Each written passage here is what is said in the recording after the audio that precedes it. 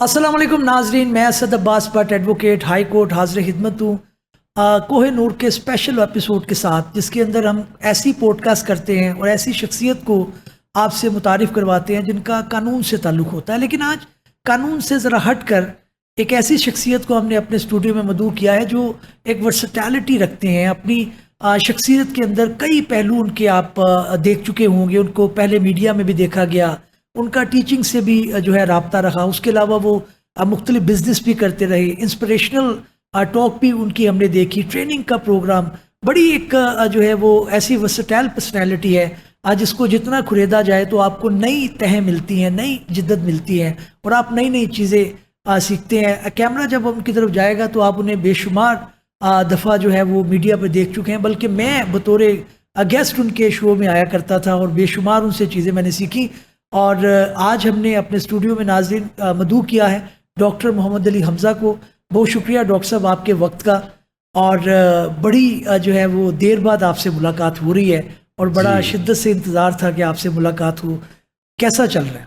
आपकी मोहब्बत है एक तो, और आपने मदऊ किया, और दूसरा आपने ये जो बताया कि वर्सेटैलिटी, एक दूसरे म्यूचुअल लर्निंग है, आपसे भी बहुत सीखने को मुझे मिलता है। सो बहुत शुक्रिया इस तारुफ का जो आपने दिया, and I am so glad to be here. और बहुत अरसे बाद हमारी मुलाकात हो पाई।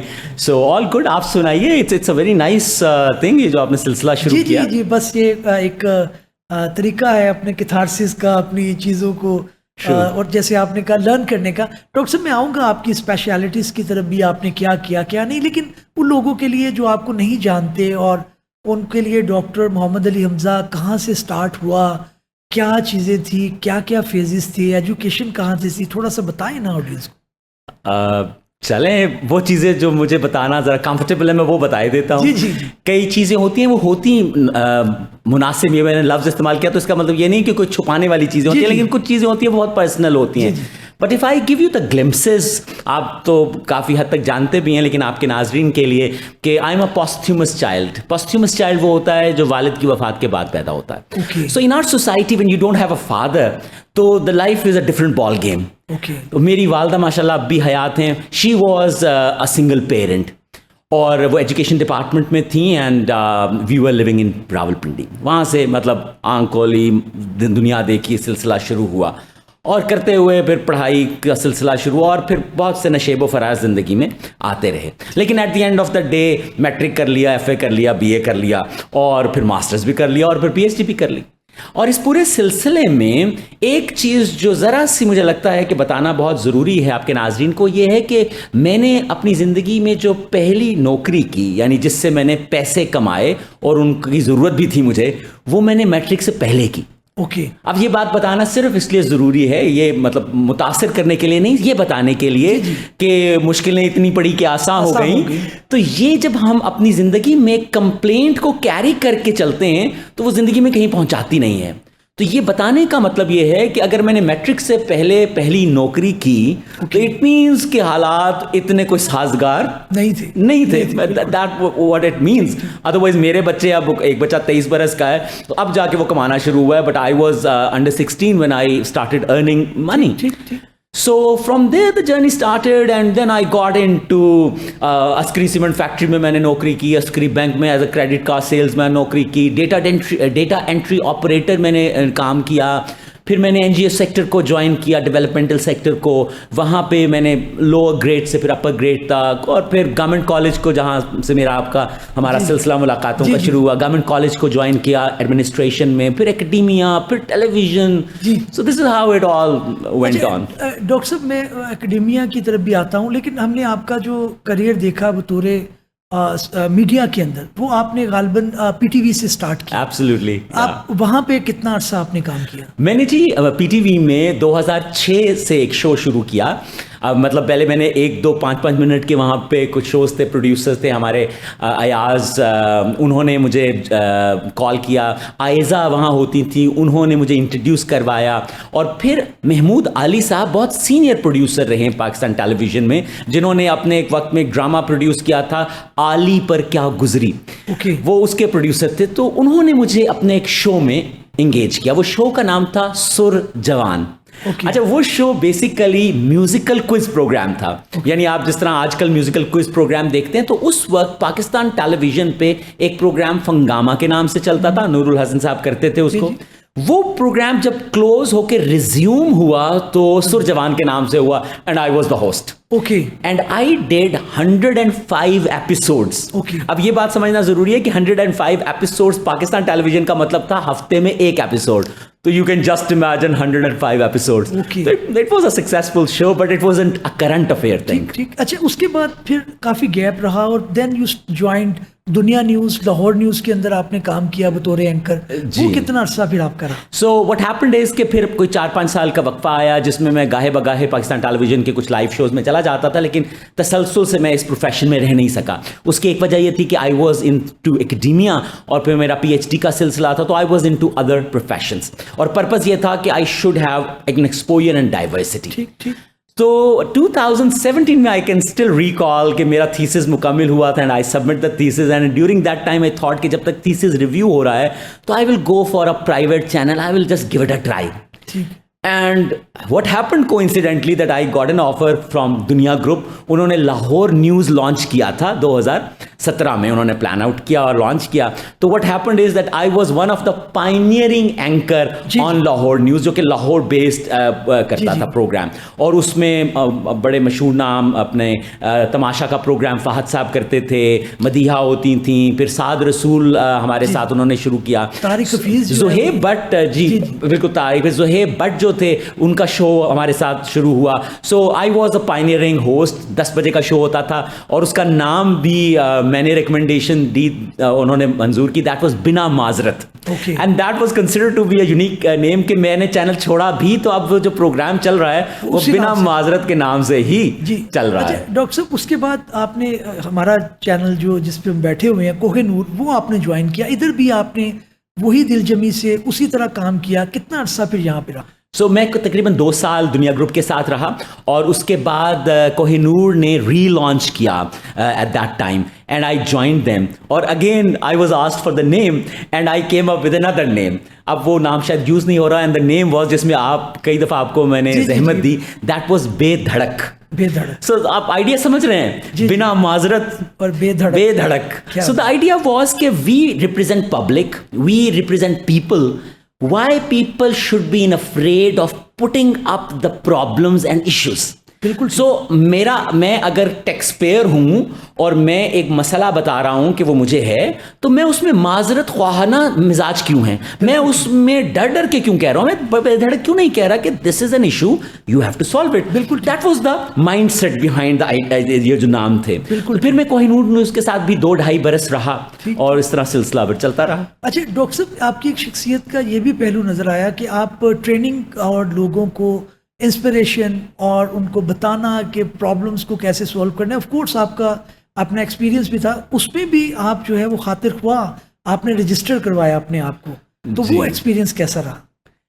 ट्रेनिंग का जो एक्सपीरियंस है अब भी जारी व सारी है, और उसमें यह है कि 2004-5 में मैंने एक NGO जब ज्वाइन की, तो उसमें I was running a project that was US run project on English language. So project ये था कि हमने सरकारी स्कूलों में 9वीं 10वीं के बच्चों को अंग्रेज़ी सिखानी है, क्योंकि हम समझते हैं, और आज भी आप समझते हैं कि अंग्रेज़ी जो है एक लैंग्वा फ्रांका है, दुनिया में ज़रूरत है। अब तो चीनी भी अंग्रेज़ी सीख रहे हैं। तो उस प्रोजेक्ट में I was a project manager, तो I had to run that. During that project someone realized कि मैं बोल सकता हूँ, बात समझा सकता हूँ, तो मुझे वहाँ के HR डिपार्टमेंट ने फैकल्टी ट्रेनिंग के लिए एंगेज किया। ओके। जब उन्होंने मेरा एरिया चेक किया तो उन्हें लगा कि मैं फैकल्टी ट्रेनिंग में जो सॉफ्ट स्किल्स का एरिया है, जिसमें कम्युनिकेशन है, जिसमें लीडरशिप है, कॉन्फ्लिक्ट मैनेजमेंट है, आपका माइंड ग्रोथ अप्रोच है, इस किस्म के एरियाज में बेहतर ट्रेनिंग दे सकता हूँ। तो आई गॉट अ प्लेटफॉर्म। वहाँ से मैंने ट्रेनिंग का सिलसिला शुरू किया, और फिर मैं जब गवर्नमेंट कॉलेज गया तो मैंने पहला ह्यूमन रिसोर्स डेवलपमेंट सेंटर जो है, जो असातिज़ा की ट्रेनिंग के लिए था GCU में, वो मैंने डिज़ाइन किया और लॉन्च किया, और एज अ ट्रेनर वहाँ पे सर्विसेज दी। और साथ ही साथ उस दौरान में पाकिस्तान इंस्टीट्यूट ऑफ मैनेजमेंट, जो कि पाकिस्तान का 60 साल पुराना सरकारी प्रोफेशनल ट्रेनिंग सेंटर है, उसका मैं उसके जो फैकल्टी उसकी लिस्ट में आ गया. I am still engage with them and I am engage with lots of other institutions due to training. तो एरिया सॉफ्ट स्किल्स है. This is how it started and still going on. बिल्कुल ठीक है. अच्छा doctor साहब, मैं issues की तरफ बढ़ना चाहूँगा. अभी आप जाहिर है कॉर्पोरेट सेक्टर के अंदर आ चुके हैं, और थोड़ा सा बताएं ये जॉब डिस्क्रिप्शन कैसी है, कैसे आपको इंस्पायर करती है, क्या कर रहे हैं यहाँ पर? सो मीडिया और ट्रेनिंग के साथ एकेडमिक्स का मेरा एरिया था. मैंने 15 बरस जो है वो जिसे कहते हैं ना मुकम्मल तदरीस का जो सिलसिला है यूनिवर्सिटी लेवल पे, आला दर्जे की जो जामियात हैं उनमें उनसे अटैच रहा. मैंने university of veterinary animal sciences में बिजनेस स्कूल को सर्व किया, government college, Punjab university, UCP, इन मुख्तलिफ इदारों को. अच्छा, एकेडमिया में जब मैंने ये 15 बरस घुसारे तो डेफिनेटली मैंने भी वक्त के साथ सीखा. आप बाहर भी, टर्की भी आप पढ़ा कर आए? एग्जैक्टली. मैंने लास्ट ईयर 2024 में एक पूरा सेमेस्टर जो है इजमीर की यूनिवर्सिटी है दोकोजलुल, वहाँ पे उन्होंने मुझे इनवाइट किया. So I was there as a visiting faculty. और उसमें जो जिस चीज़ पे मुझे अल्हम्दुलिल्लाह फ़ख्र कर सकता हूँ वो ये कि I was the first Pakistani faculty member in Izmir जो पूरे सेमेस्टर के लिए एज एन एडजंक्ट फैकल्टी बुलाया गया. So that was such an honour for me. I mean the credit goes to everyone who made me what I am. You are one of them. so जो academics का ये जो सिलसिला रहा, तो ये इर्तिका होता है, आपको पता है, आप वक्त के साथ सीखते हैं. उस इर्तिका में मैंने महसूस किया कि अब मेरे प्रोफाइल में जिस चीज़ की कमी है, जो कि मुझे सीखने की ज़रूरत है, वो ये है कि कॉर्पोरेट्स एक्चुअली काम कैसे करती है. डेफिनेटली हम किताबें पढ़ते हैं, केस स्टडीज़ पढ़ते हैं, हमें समझ आता है. मेरा area human resource employ psychology है, तो we study a lot. But actually how does corporates work, और ख़ासतौर पे मल्टीनेशनल्स और बिग जाइंट्स ये काम कैसे करते हैं. I had this thing in my mind कि मैंने अब कुछ एक्सपीरियंस वो लेना है. I got a chance, got a connection, got a call, और मैंने कॉर्पोरेट सेक्टर को ज्वाइन कर लिया. और अब वहाँ पे मेरी बुनियादी जिम्मेदारी, मैं कॉर्पोरेट अफेयर डिवीजन में हूँ, आई am a part of the team, और उसमें अंदर मेरा बुनियादी काम पब्लिक एंड गवर्नमेंट रिलेशंस को मैनेज करना है. लेकिन इस पूरे सिलसिले में जहाँ मैं अपने फ़राइज़ सरंजाम उस इदारे के लिए दे रहा हूँ, मैं स्ट्रक्चर को समझ रहा हूँ. और मुझे लगता है कि ये जो चीज़ हमें जामियात में कमी महसूस होती है कि जो असातिज़ा हैं वो कॉर्पोरेट स्ट्रक्चर की रियलिटीज़ को या रियल चैलेंजेस से उस तरह आगाह नहीं होते. मेरी वो कहते हैं ना, for me it's an eye opener and things are going on. बिल्कुल ठीक है. अच्छा, मैं आपका एरिया, क्योंकि टैक्सेशन के मुतालिक भी आप मामला देख रहे हैं, तो आप क्या समझते हैं कि अभी ओवरऑल जो टैक्सेशन का निज़ाम है, आप इससे मुतमईन हैं, कोई चीज़ें बेहतर होनी चाहिए, ट्राई हो रही है, किस तरह से देखते हैं इसको? दैट्स अ वेरी पर्टिनेंट और बहुत ही वक्त की ज़रूरत है ये सवाल. बजट के सिलसिले भी चल रहे हैं. देखिए, बजट में एक कंपोनेंट टैक्स होता है. तो बजट क्या है कि आपने आमदन के ज़राए देखने और कुल आमदन आपने कितनी इकट्ठी कर सकते हैं या करनी है वो देखते हैं. ठीक. सरकार जब आमदन और पैसे इकट्ठे करने की बात करती है तो उसमें टैक्सेशन सबसे बड़ा हिस्सेदार है.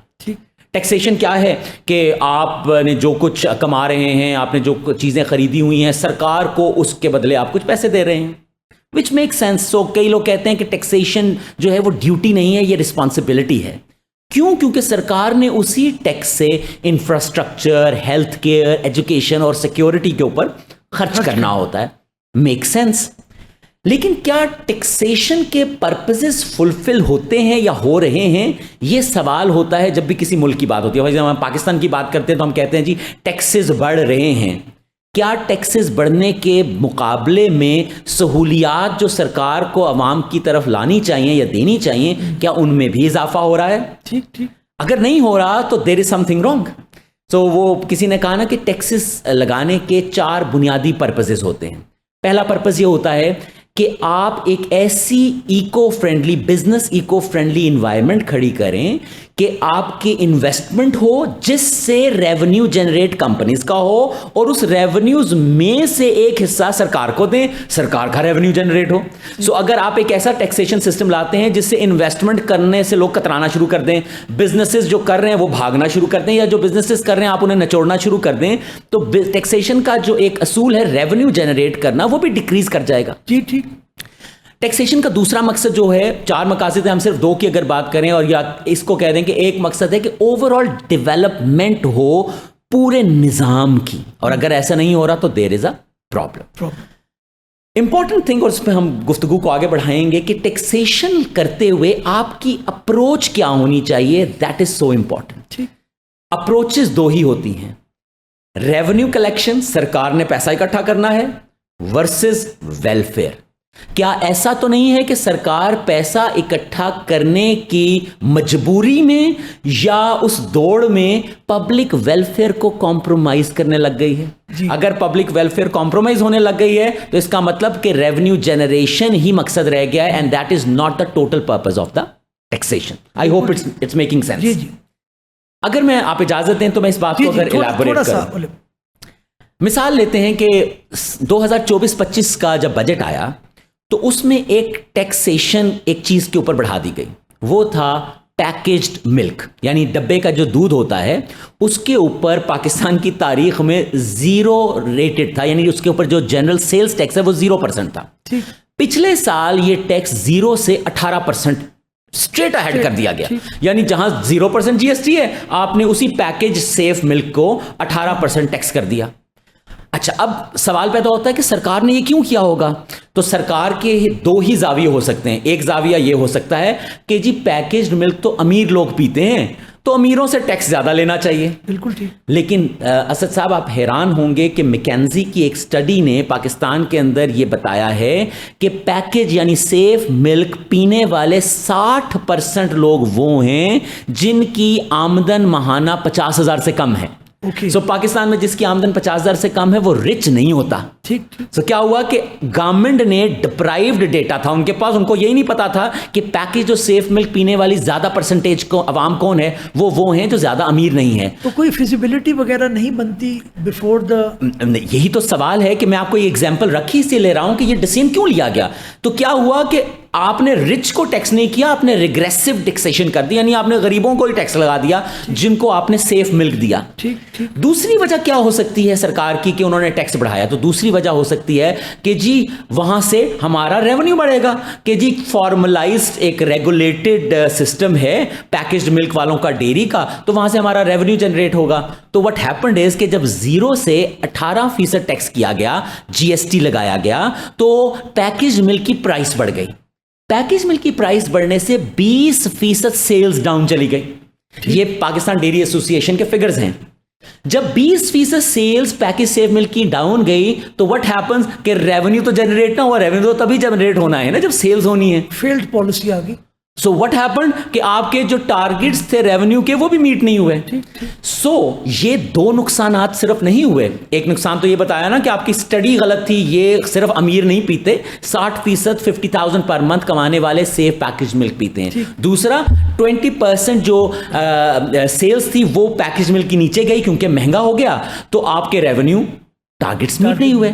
लेकिन नुकसान इससे बढ़ के हुआ। नुकसान इससे बढ़ के क्या हुआ कि आपकी जो सेफ मिल्क, जो कि आपकी फूड सिक्योरिटी और न्यूट्रिशन का मामला है, लोग अनसेफ मिल्क की तरफ चले गए।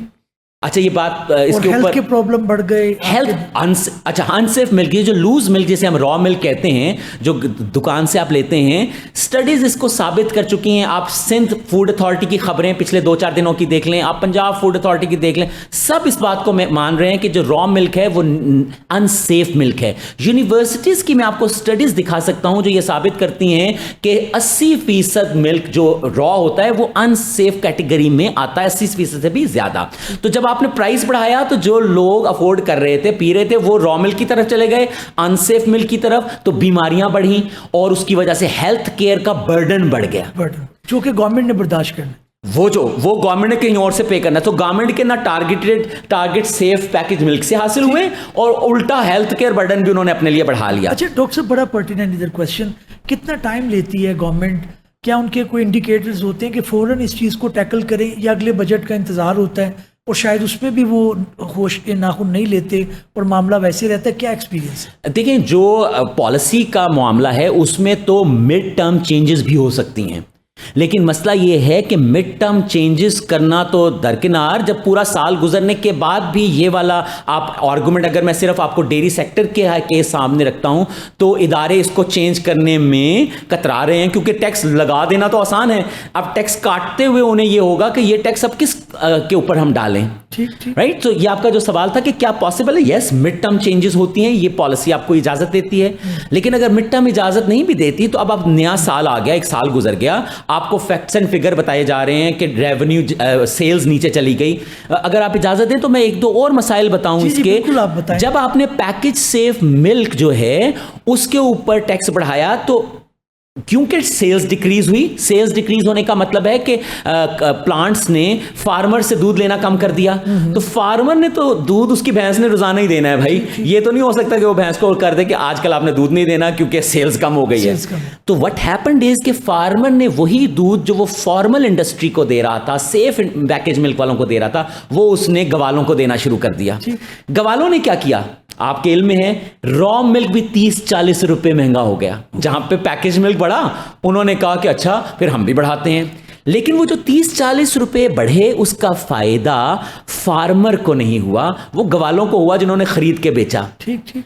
तो जो स्टडी बता रही है, ये FPCCI की स्टडी कह रही है कि एक साल के अंदर 1300 अरब रुपया नॉन फॉर्मल या अनरेगुलेटेड डेयरी वालों ने कमाया, जिसमें से 1% भी, एक आना भी सरकार को नहीं किया, क्योंकि वो तो टैक्स नेटवर्क के अंदर ही नहीं है। अच्छा, आप बात समझ रहे हैं? मैं इधर आना चाहूंगा डॉक्टर साहब, बड़ा इंपॉर्टेंट पॉइंट जो है वो अक्सर आता है कि आप जैसे अक्सर ये शिकवा रहता है कि जनाब जो नौकरी पेशा लोग हैं उनके ऊपर टैक्सेस की भरमार है, उनको पता है जनाब इनकी सैलरी आनी है, आप डिडक्ट कर लेंगे, और जो आपके दूसरे टैक्सेस हैं उसके अंदर वो आप उसको नेटवर्क में लाने में फेलियर है, पॉलिसी नहीं है। और डायरेक्ट और इनडायरेक्ट टैक्सेस की जो डिबेट कई अरसे से चल रही है, उसके ऊपर क्या हुकूमत का जो है वो रिएक्शन है या कोई प्लान है या नहीं है?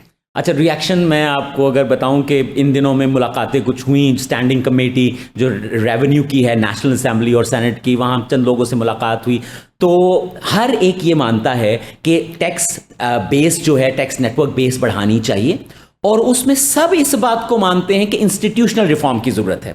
इंस्टीट्यूशनल रिफॉर्म का मतलब है कि जो हमारा FPR है उसको आपको जो है वो बेहतर करने और बूस्टअप करने की जरूरत है।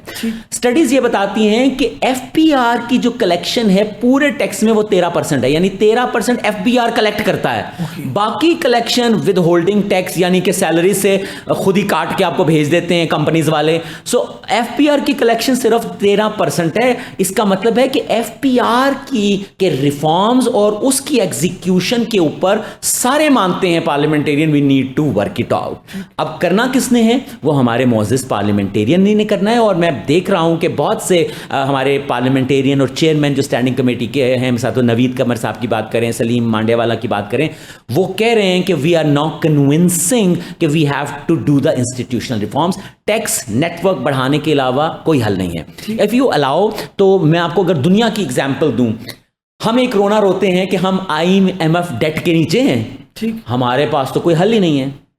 1991 में इंडिया IMF के नीचे था, सन 2000 में घाना अफ्रीका का मुल्क IMF के कर्जे के नीचे था, 2001 में तुर्किया ने $6 बिलियन IMF से लिया, क्योंकि उनके भी यही प्रॉब्लम थे जो हमारे हैं, ठीक।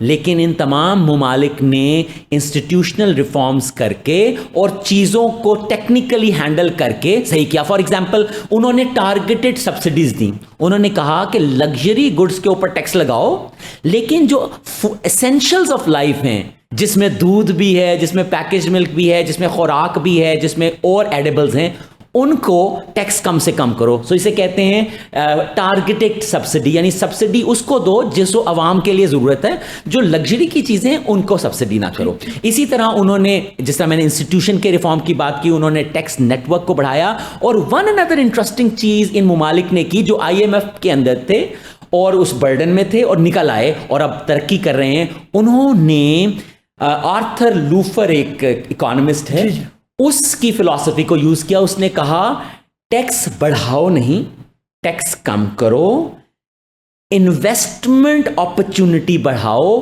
बिजनेस इन्वायरमेंट को रिलैक्स करो, और जिस चीज पे फोकस करो वो है कंप्लायंस। कंप्लायंस से मुराद है कि आप टैक्स कलेक्शन सिस्टम को बेहतर करें, लेकिन टैक्स को कम करके इन्वेस्टमेंट को इनकरेज करें। इन तमाम ममालिक ने ऐसा किया, हमें भी आई थिंक यही करने की जरूरत है। अच्छा, इधर अगर आपको कोर्ट की बात बताऊं तो जैसे आप अभी बात पहले भी कर रहे थे, कमर्शियल कोर्ट का भी इधर किया गया कि उनके डिस्प्यूट जो है वो, एक बंदा अगर बाहर से बैठकर देखे कि पाकिस्तान के अंदर इन्वेस्टमेंट करना कितना आसान है जी, तो वो उसके क्या इंडिकेटर्स होंगे, आपका क्या एक्सपीरियंस कहता है? क्या उसको बिजली के अंदर कोई रियायत मिलेगी? क्या उसको फैक्ट्री एरिया के अंदर कोई लैंड सस्ता मिलेगा? जी, क्या है आपका, क्या एक्सपीरियंस है? अच्छा, मैं बल्कि इसका थोड़ा सा जवाब देके आपकी तरफ लाना चाहूँगा। जब भी कोई फॉरेन डायरेक्ट इन्वेस्टमेंट की बात करें या बड़ी इन्वेस्टमेंट्स की बात करें, तो एक इन्वेस्टर क्या चाहता है? इन्वेस्टर ये चाहता है कि आपका जो लीगल सिस्टम है वो हेल्पिंग हो, सपोर्टिव हो, आप वन इन विंडो ऑपरेशन की बात करें और हिकअप्स ना हो, जिसे हम रेड टेपिज्म कहते हैं। वो चाहता है कि आप जब टैक्सेस लगाएं तो वो टैक्सेस बिजनेस फ्रेंडली हों, जिससे बिजनेस जनरेट हो, और उस जनरेटेड बिजनेस पे आप टैक्स लें जो कि गवर्नमेंट को जाए, लेकिन हमारे बिजनेसेस को निचोड़ के खत्म ना किया जाए। ठीक। इसी तरह की एनवायरनमेंट चाहता है जिसे हम कहते हैं बिजनेस फ्रेंडली इकोसिस्टम। अब यहां पर मैं आपसे सवाल करना चाहूंगा, जिस तरह मैंने लीगल एस्पेक्ट की बात की, डू यू थिंक कि पाकिस्तान में हमारा जो लीगल सिस्टम है या लिटिगेशन सिस्टम है, is it pro and supportive to business investment और एफडीआईज? देखिए, फुली तो नहीं है अगर आप समझे, लेकिन एफर्ट हुई है। अभी हालिया कमर्शियल कोर्ट का जो है वो आगाज़ किया गया कि पहले ये था कि एक इंडस्ट्रियलिस्ट जो है उसका कोई केस है तो वो लाइन में लगा हुआ है, अब उसके स्पेशल कोर्ट्स हैं, कमर्शियल कोर्ट्स का नाम उनको दिया गया, उसके अंदर वेल ट्रेंड जो जजेस हैं उनको रखा गया। अगर कोई बैंक का डिस्प्यूट है, कोई लोन का मसला है, तो वो उनके सारे डिस्प्यूट जो है वो वहाँ पर जाएंगे, और वो जो बिजनेस है और कमर्शियल एक्टिविटी है उसको किसी तरह से वहाँ पर, यानी कि रैपिड डिसीजन। अब उसके अलावा जो अभी हमने देखा कि सुप्रीम कोर्ट के लेवल पर काफ़ी एफर्ट हुई, और जो आज़म नज़ीर तारड़ साहब हैं लॉ मिनिस्टर, उन्होंने एफर्ट की। सैयद मंसूर अली शाह साहब जो हैं सुप्रीम कोर्ट में, उनका भी यही विजन था कि आर्बिट्रेशन को जो है वो बेहतर किया जाए, इनकरेज करें, यानी लिटिगेशन तक आई ना लिटिगेशन क्या आप अपना मामला है उसको खुद सोल्व कर लें। आपका चाइना की उसके अंदर लम्स के अंदर स्टडीज शुरू हो गई, चाइना के अंदर कैसे उन्होंने अपने, उधर भी यही प्रॉब्लम थी कि लिटिगेशन ख़त्म होने का नाम नहीं लेती थी, तो इधर भी एक स्कूल बना दिया गया जो ये स्टडी कर रहा है कि उन्होंने क्या चीज़ें की।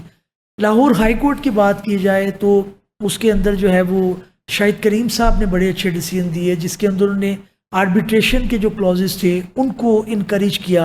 इसके अलावा जवाद हसन साहब हैं ऑनरेबल जस्टिस, उन्होंने मामलात किए। अभी ऑनरेबल नए जजेस आए। अच्छा, कता कलामी, आप ये जो सिलसिला बता रहे हैं बहुत ज़बरदस्त एफर्ट्स हैं जो की जा रही हैं, लेकिन इनके आपको कोई रिजल्ट्स नजर आए कि कोई डिसीजंस होना शुरू हुए, या अभी ये प्रोसेस जारी है? देखिए, डिसीजन आए, बिल्कुल आए डिसीजन, और वो जो मुकदमात कई सालों तक चलने थे वो कई माह पर जो है वो उनका लिटिगेशन चली, वर्डिक्ट आए। तो आपके इन्वेस्टर को क्या चाहिए? वो कहते हैं अगर मैं गलत हूं तो मुझे कम से कम आप 2 नहीं 4 नहीं तो 5-6 महीने लटकाओ तो नहीं ना, बिठा दें। अब आप इधर तो जो लिटिगेशन का मामला है, ना सिर्फ ये कि जो कमर्शियल एक्टिविटीज हैं, जो प्राइवेट मामलात हैं, उसके अंदर भी आर्बिट्रेशन के अंदर कोर्ट बहुत ज्यादा सपोर्ट कर रहे हैं कि भाई आप इसको खुद सुलझा लें, आप बैठ जाएं। फिर आर्बिट्रेशन के अलावा मीडिएशन सेंटर बनाए गए, वो भी उसके अंदर भी एफर्ट जो है वो पुट की गई। इसके अलावा रिकंसिलिएशन के जो मैटर है उनको बेहतर करने की कोशिश की जा रही है कि आपकी सोसाइटी के अंदर जो है वो जो ओवरऑल लिटिगेशन का एक रुझान है वो कम हो। तो एफर्ट्स जारी हैं, उसके रिजल्ट आने में इसका मतलब है कि रिजल्ट आने में टाइम लगेगा, लेकिन जो आप कह रहे हैं कि जो वो मशहूर लाइन है तारीख पे तारीख, वो अब मामला कमर्शियल एस्पेक्ट से, बिजनेस एस्पेक्ट से अब बेहतर होना जा रहा है। जी, कमर्शियल कोर्ट्स के अंदर वैसे डेट आपको छुट्टी मिलती है, और उसके अंदर कमर्शियल एक्टिविटी होती है, जो लॉयर्स हैं उनकी क्वालिटी जो है वो बेहतर है। ऑनरेबल जजेस की जो ट्रेनिंग है उसका जो है वो पंजाब जुडिशल अकेडमी है, वहाँ पर इस्तेमाल होता है। दूसरे इदारे जो काम कर रहे हैं आपके जो देख रहे हैं मामला, वहाँ पे ट्रेनिंग का इत्माम होता है। तो एक एफर्ट जारी है। लेकिन एज ए सिटीजन भी इस चीज़ का हमें ऑनेस्ट लेना पड़ेगा, जिम्मेदारी लेनी पड़ेगी। और जो हमारी बिजनेस एक्टिविटीज़ हैं उनको हमें कम से कम, देखिए बिजनेस जो है वो काफ़ी ज़्यादा चीज़ें जनरेट कर रहा होता है, वो एम्प्लॉयमेंट भी जनरेट कर रहा है, वो टैक्स भी आपको दे रहा है, वो कह रहे हैं कुछ मेरी जेब में भी जाए। और सबसे ज़्यादा आपको यही चीज़ का अदराक होना चाहिए कि जब तक आपके कोर्ट बेहतर नहीं होंगे, उसके अंदर डिस्पोजल जल्दी नहीं होगा, वो कोई भी राजी नहीं होगा। बिल्कुल सही। और ये तो बड़ी अच्छी एफर्ट है इसके ऊपर, इसमें इस्तेहकाम रहे और इसके रिजल्ट आने। तो बिजनेस और कमर्शियल एंटिटीज यही चाहती हैं कि बेतुकी चीज़ों को लटकाया ना जाए, फैसले किए जाएं ताकि अगला डिसीजन लिया जाए। अभी आपने बड़ा इंपॉर्टेंट एक नुक्ता उठाया, आपने कहा जी कि जब बिजनेस जनरेट होता है तो ये मल्टी फैसेट फायदे देता है। जी। पैसा जनरेट होता है तो गवर्नमेंट को टैक्सेस की मदद में रेवेन्यू जनरेट होता है, एम्प्लॉयमेंट मिलती है तो अनएम्प्लॉयमेंट के फिगर्स नीचे आते हैं। जब आपकी अवाम की एम्प्लॉयमेंट बढ़ती है, अर्निंग बेहतर होती है, तो उनकी लिविंग जो और ईटिंग और फीडिंग है वो बेहतर होना शुरू हो जाती है। अच्छा, जब सरकार का रेवेन्यू ज्यादा होता है तो सरकार फीडिंग प्रोग्राम्स पे ज्यादा खर्च करता है। मैं sorry, I take you back to the same dairy example. मैं ये सिर्फ बताना इसलिए चाह रहा हूं ताकि आपको समझ आए कि एक फैसले से नुकसान कितना है। 18% जीएसटी कर दिया जीरो से, 20% अनएम्प्लॉयमेंट हुई, यानी कि इदारे जो थे वो उन्होंने अपने आप को मीट करना था चीजों को, 20% ले ऑफ्स किए गए एम्प्लॉइज। ठीक। फार्मर्स 500 मिल्क कलेक्शन सेंटर्स बंद कर दिए गए। ठीक। क्यों कर दिए गए? क्योंकि वो कलेक्ट नहीं किया जा सकता, क्योंकि हमारी सेल्स नीचे चली गई, डेयरी वालों की सेल्स नीचे चली गई। तो आपको वही एलिमेंट के एक डिसीजन से कितने मल्टी फैसेट इफेक्ट्स क्रिएट होते हैं। ठीक। अच्छा, एक डॉक्टर साहब मैं आपसे पूछना चाहूँगा, क्योंकि आपका इंटरेक्शन अब गवर्नमेंट के इदारों से और पॉलिटिशियन से भी होता है, आपकी जॉब की नेचर इस तरह की है। क्या ये जो पॉलिटिशियंस हैं, डू दे रियलाइज कि ये ऑनस उनके ऊपर आएगा? क्योंकि ये एक ब्यूरोक्रेटिक जो है वो ओपिनियन के ऊपर चलते हैं, नीचे जो हमारे अफसरशाही है उनकी अनफॉर्चुनेटली ट्रेनिंग उस तरह से नहीं है, या वो समझते हैं कि नुकसान हमारा नहीं है, गवर्नमेंट नून लीग की है, पीटीआई की है, पीपल्स पार्टी की है, तो इनको ये क्रेडिट जाएगा या नहीं जाएगा। तो क्या उनकी भी ट्रेनिंग आप समझते हैं पार्ट एंड पार्सल है? उनको भी ये रियलाइजेशन इंपॉर्टेंट है उनके लिए कि भाई हम भी इसी सोसाइटी का हिस्सा हैं, अगर ये गवर्नमेंट ऊपर जाती है तो ये ब्यूरोक्रेट्स जो हैं उनका भी नाम आएगा कि ये वो टीम थी जिन्होंने ये काम किया। ये रियलाइजेशन है या इसके लिए कुछ स्टेप लेने चाहिए? It's a very interesting question. मेरी जितनी मुलाकातें इस अरसे में रहीं, आई रियलाइज के politicians and bureaucrats now they have a sensitisation. खाली वो नहीं, बल्कि आपने इदारे का आपको पता होगा पिलडैट जो है, पिलडैट एक बहुत ही मुनज़्ज़म एक थिंक टैंक भी है और पार्लियामेंटेरियंस को इन्होंने ट्रेनिंग भी पॉलिसी के ऊपर करवाई। पिलडैट ने एक नया सिलसिला शुरू किया है और उसमें डेयरी सेक्टर भी इंगेज्ड है। उन्होंने क्या किया है, उन्होंने कहा है कि हम पॉलिसी मेकर्स और जो बिजनेस कम्युनिटी है इसके दरमियान जो एक गैप है इसको ब्रिज करने की ज़रूरत है। इसका क्या मतलब है कि जब डिसीजन लिया जाए तो उनको कुछ रियल बेस डेटा दिया जाए, कुछ डिलिब्रेशंस बिजनेस कम्युनिटी के साथ की जाए ताकि हम आहंगी पैदा हो। पिलडैट ने आज से कुछ ही दिन पहले इस्लामाबाद में लगभग कोई 10 MNAs, फिर जिस तरह मैंने नाम लिया, मिनिस्टर्स को इंगेज किया, मीडिया को इंगेज किया, थिंक टैंक्स को इंगेज किया और फिर टेक्सटाइल, डेयरी और बैंकिंग सेक्टर को एंगेज किया। मैं भी वहाँ मौजूद था डेयरी सेक्टर की तरफ से और हमने उसमें जो सेंसिटाइज किया और मैंने देखा कि MNAs जो थे वो सीखना चाह रहे थे, यानी हमारे पार्लियामेंटेरियंस सीखना चाह रहे थे कि जब टैक्स लगाया गया तो उसमें क्या चीज़ थी जो हमने सही नहीं की, क्यों सही नहीं की। और बहुत से उसमें से लोग थे, जब हमने अपना डेयरी का केस प्रेजेंट किया तो दे रियलाइज कि इस टैक्सेशन का कोई फ़ायदा नहीं है and they will, we hope कि will become our voice not for the dairy but for the business community in the parliament ultimately. Yes, so आपका क्वेश्चन, उन्हें रियलाइजेशन है। Number 1, they do have a realisation.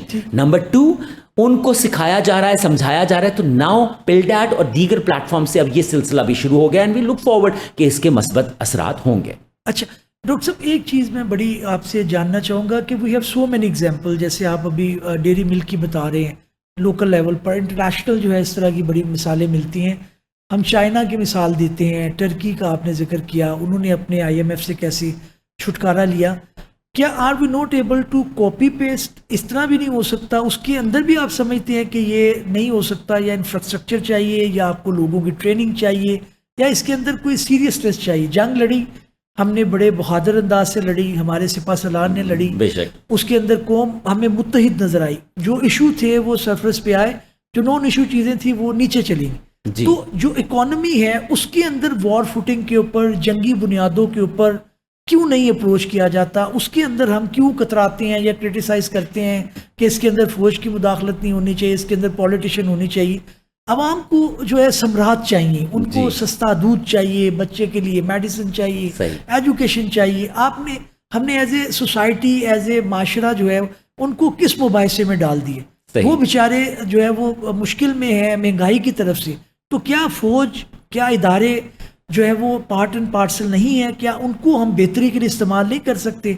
सैलाब आते हैं, हम कहते हैं जी बचा लें, जंग आ गई, हमने कहा बचा लें, आपको कोई पॉलिटिशियन का मसला, हम कहते हैं बचा लें। जी। फिर हम ये भी आर्ग्यू करते हैं कि जनाब जमहूरियत जो है वो किसी तरह से अच्छी होनी चाहिए। हम सूटेबिलिटी की तरफ क्यों नहीं जाते? पहली बात तो यह है कि बनियानुन मरसूस जो है उस पर डेफिनेटली वी ऑल टेक जी, प्राइड, जी। और ज़बरदस्त रिस्पांस दिया गो कि जंग किसी मामले का हल नहीं है। और पाकिस्तान की साइड से चाहे मीडिया हो, पॉलिटिशियंस हो, हमारी इस्टेब्लिशमेंट, उन्होंने यही मैसेज दिया कि जंग is not the solution, but definitely अगर जंग करोगे तो फिर जंग देंगे हम, विच वॉज वेरी राइट। वो क्या है ना साहिर लुधियानवी का कि खून अपना बहे या दुश्मन का, अमने आलम का खून है आखिर। तो जंग से परहेज। अच्छा, आपने एक लफ्ज इस्तेमाल किया वॉर फुटिंग। क्या हम वॉर फुटिंग पे ये काम नहीं कर सकते? आवाम को सहूलत चाहिए, हम यही वॉर फुटिंग पे ही कर रहे हैं, लेकिन वो डायरेक्शन गलत है। ठीक, समझने की जरूरत है। इन्होंने वॉर फुटिंग के ऊपर क्या किया? इसके ऊपर भी टैक्स लगा दो, उसके ऊपर भी टैक्स बढ़ा दो, इससे भी टैक्स ले लो, उससे भी टैक्स ले लो। वॉर फुटिंग कि पैसे इकट्ठे करो ज्यादा। लेकिन ये डायरेक्शन दुरुस्त नहीं है। ये है short term approach toward handle day to day things. ठीक, ठीक। अब वॉर फुटिंग किसके ऊपर चाहिए कि नहीं यार, we have to take some serious decisions जो लॉन्ग टर्म हमारे साथ निभाएं। क्या लॉन्ग टर्म डिसीजन? कि यार हमने फूड के ऊपर, लोगों की हेल्थ और न्यूट्रिशन के ऊपर, इस पे IMF हमें कहे भी तो हमने नहीं मानना। हमने सेफ फूड को टैक्स बेवजह नहीं करना, जिसमें पैकेज मिल्क है तो 18% नहीं करेंगे, हम 0 रखेंगे। हम चाहते हैं सेहत ठीक रहे। लेकिन जब आपने उसे 18% किया तो इसका मतलब आपने रेवेन्यू जनरेशन ही फोकस रखा। आपको लगा यही तरीका पैसा इकट्ठा करने का, कंपनी से ले लो। लेकिन कंपनी तभी देंगी ना पैसे जब वो कमाएंगी। आपका जुमला बिल्कुल दुरुस्त है कि हमें वॉर फुटिंग पे काम करने की जरूरत है, लेकिन हमारी direction revenue generation through existing base जो कंपनीज है उससे नहीं होना चाहिए। हमारा होना चाहिए welfare and expansion in the network. आपने कहा कि मॉडल्स तुर्किया का मौजूद है, घाना का मौजूद है, अफ्रीकन मॉडल्स मिलते हैं, आपको लैटिन अमेरिका के मॉडल्स मिलते हैं, IMF से उन्होंने छुटकारा। हम क्यों नहीं कर पा रहे? तो उसकी वजह यह है कि उनके अगर आप डिसीजन का स्ट्रक्चर स्टडी करें तो वो सारा लॉन्ग टर्म था, जिसमें उन्होंने बिजनेस एनवायरनमेंट खड़ा किया, बिजनेस और जो कंप्लायंस है उसको अश्योर किया। हम कर क्यों नहीं पा रहे? ये वेरी पर्टिनेंट क्वेश्चन है। तो मैं इल्ज़ाम किसी को नहीं देना चाहूँगा, लेकिन डेफिनेटली कहीं ना कहीं हमारे जो पॉलिसी मेकर्स हैं, चाहे वो ब्यूरोक्रेसी, सिविल ब्यूरोक्रेसी से हों, या पॉलिटिशियंस हैं जो इन्फोर्स करते हैं, उनके कहीं ना कहीं अपने पेट में उस तरह दर्द नहीं है। ठीक, हाँ, बिल्कुल। क्या कहते हैं ना कि हरफे तसल्ली तकल्लुफ सरासर, जिसका दर्द उसी का दर्द। इनका अभी शायद वो दर्द नहीं बना। वो आई विश कि वो इस दर्द को महसूस कर सकें। तो हमारी सिविल ब्यूरोक्रेसी में और पॉलिटिशियन स्ट्रक्चर में जो नीचे से उठ के लोग आए हैं, I am sure they should realise it and they should understand it is possible. Models मौजूद हैं एंड डूइंग दैट हमें वेलफेयर को कॉम्प्रोमाइज अवाम की नहीं करना। ठीक। अच्छा डॉक्टर साहब, एक हमने चीज़ देखी कि पिछली कुछ तरमीम आई हैं अमेंडमेंट के अंदर, उसके अंदर ये ऐसी रैंडम अमेंडमेंट आ जाती हैं जिसके अंदर अपील का राइट उठा के ट्रिब्यूनल से डायरेक्टली उन्होंने हाई कोर्ट में दे दिया, जैसे मैंने आपको तस्करा भी पहले किया। आप समझते हैं कि इस तरह की जो अमेंडमेंट्स हैं उसके अंदर सारे स्टेक होल्डर को बिठाना चाहिए, उनके सेमिनार होना चाहिए और स्टेप लेने से पहले पूछना चाहिए कि भाई आप फलां जो है सेक्टर को टैक्सेशन की तरफ लेके जा रहे हैं, जी। इसके क्या रिपरकशन हो सकते हैं? क्या ऐसी कोई स्टडी नहीं होती या फिर भाग दौड़ है, बस लगा दिया?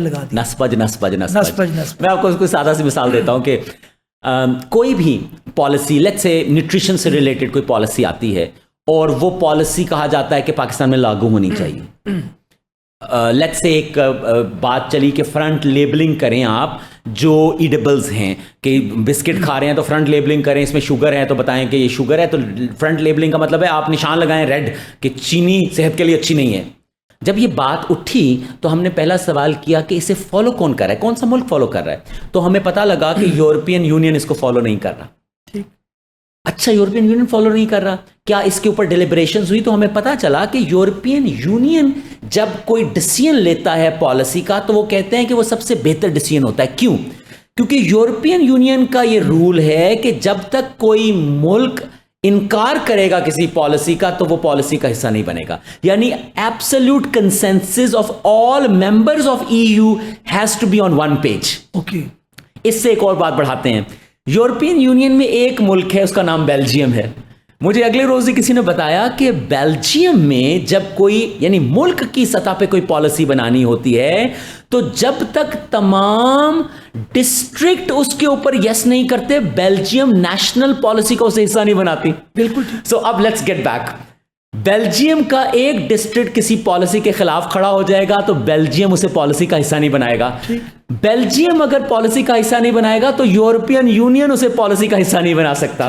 कितना छोटा यूनिट जो है वो एक डिस्ट्रिक्ट की वजह से यूरोपियन यूनियन की पॉलिसीज हाल्ट हो जाती हैं। 10-10 साल डिलिब्रेशंस होती हैं।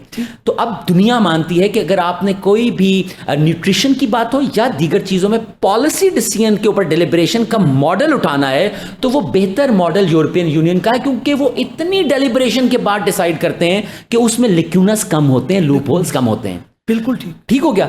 अब हमारे पॉलिसी मेकर जब कोई डिसाइड करते हैं तो डेटा डिप्राइव्ड होते हैं। ये लफ्ज मैं चाहूंगा मैं वो कहते हैं ना पंच कर जाऊं, डेटा डिप्राइव्ड। ठीक। मैं आपसे लेकिन एक सवाल यहां पे करना चाहूंगा। जी।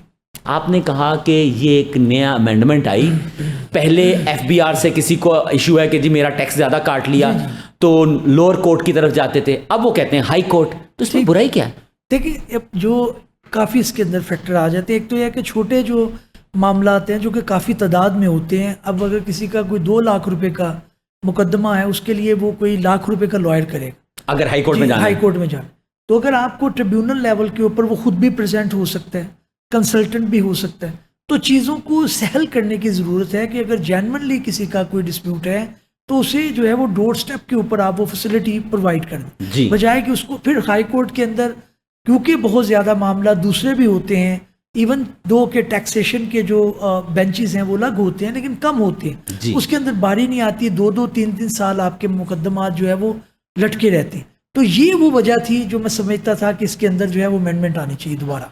लेकिन फ्रॉम दिस पर्सपेक्टिव जो है वो ये नहीं है कि अगर फॉर एग्जांपल ट्रिब्यूनल से एज ए सिटीजन मुझे फायदा हो गया तो जो डिफेंडेंट है वो हाई कोर्ट में चला जाएगा। देखिए, वो कम जाते हैं। उसकी वजह ये है कि जो एफबीआर है अगर वो लूज करती है केस तो उसको भी पता है कि इसके अंदर इतना स्टेक नहीं है, अब मैं इसके अंदर अगर जाऊंगी तो उसके अंदर मुझे और नुकसान ही होगा। और जो दूसरा लिटिगेंट है उसको भी ये पता है, तो मामला ट्रिब्यूनल लेवल पर काफी हद तक तय हो जाता है। तो आप क्योंकि लॉ को समझते हैं, माहिर हैं उसके, ये डिसीजन जब लिया गया तो उस वक्त लॉयर्स कम्युनिटी बहुत बाहर निकलती है माशाल्लाह, तो उन्होंने कहा नहीं कि क्या करने जा रहे हैं। चैलेंज हो जाता है, चैलेंज हाई कोर्ट के अंदर हो जाता है, बाहर निकलने से पहले हम कोर्ट में चैलेंज कर देते हैं, ठीक है, ताकि पढ़े लिखे तरीके से आप ऑनरेबल कोर्ट को बता सकें कि किस कानून के कितने फवायद हैं या कितने नुकसान।